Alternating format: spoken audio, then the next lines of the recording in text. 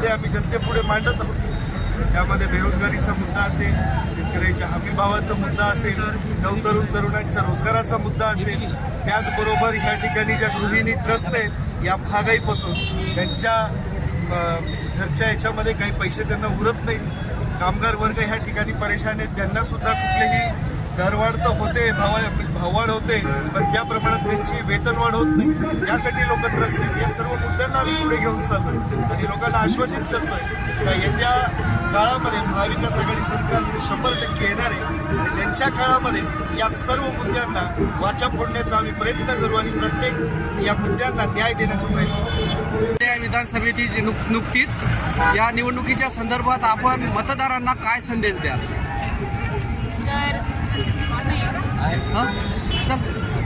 तर मी मतदारांना हाच संदेश देऊ इच्छिते की आता निवडणूक आहे तर सर्वांनी आपले महाविकास आघाडीचे उमेदवार माधवराव पाटील जवळगावकर यांनाच मतदान करावे। कारण आपण माहिती आहे जेव्हा आपले साहेब आमदार होते तेव्हाच नाही तर जेव्हा नव्हते देखील आपल्या साहेबांनी या तालुक्याचा चांगल्या प्रमाणे विकास हा केलेला आहे आणि आपण कधीच कुणाच्या कौटुंबिक कुणावर गेलेलो नाही आहोत। तर आपण आता आपल्या स्त्रियांचा सन्मान करत आपण महाविकास आघाडीला पुढे नेऊन महाविकास आघाडीच्या उमेदवार माधवराव पाटील जवळगाव।